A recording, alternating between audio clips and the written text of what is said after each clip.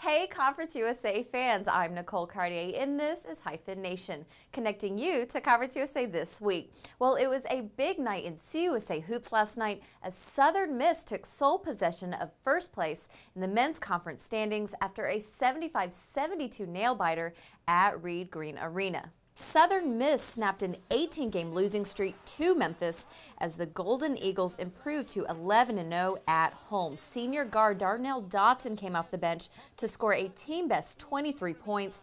He was a perfect 9 for 9 from the free throw line, including 4 straight in the final seconds of the game.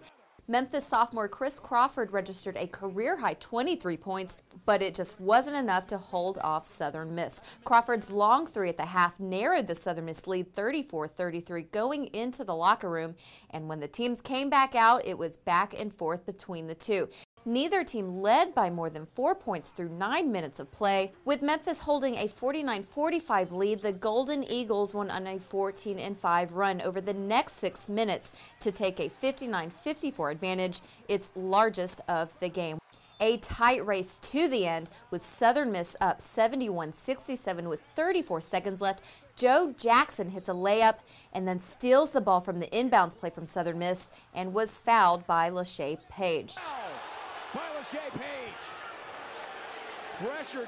However, with a chance to tie the game, Jackson connected on just one of 2 free throws. At this point, Memphis fouls Southern Miss to stop the clock. Dotson then hits 4 straight from the charity stripe. Southern Miss up 75-72. Seconds are expiring. Crawford's last-second three-point attempt to tie the game bounces off the rim, securing the victory for the Golden Eagles.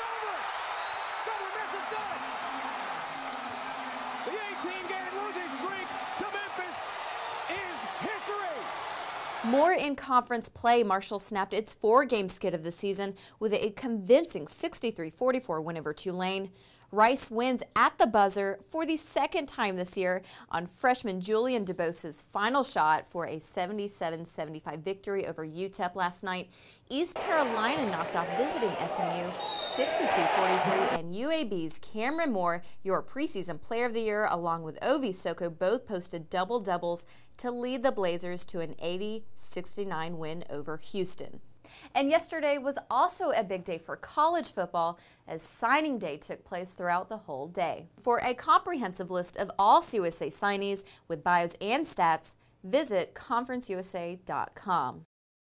Conference USA and its member institutions are proud to join in the nationwide celebration of the 26th Annual National Girls and Women in Sports Day. That took place on February 1st. Throughout the month, CUSA schools are honoring the women that have helped shape their institution's athletic programs. For a list of all events, visit conferenceusa.com and help show your support.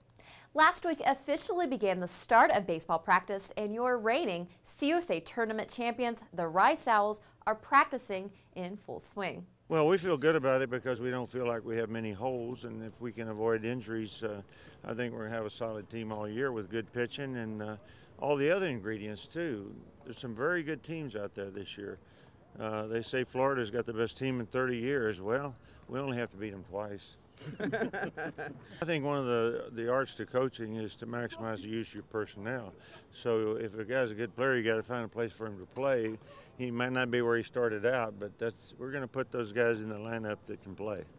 Yeah, it's on paper the best one since 2003, and it has some similarities to 2003 actually.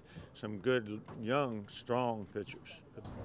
Playing for a team like this, I mean, yeah, I play for your high school team and all that other stuff, but it's nothing like the team aspect in college. It's totally different. You got pretty much a whole school behind you, and it's just a great experience. And then pretty much what I'm trying to change from last year is hitting the other side of the plate and really working on a changeup this year.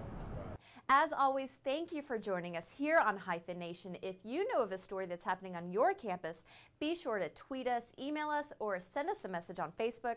We would love to hear from you. I'm Nicole Cartier for the Conference USA Digital Network.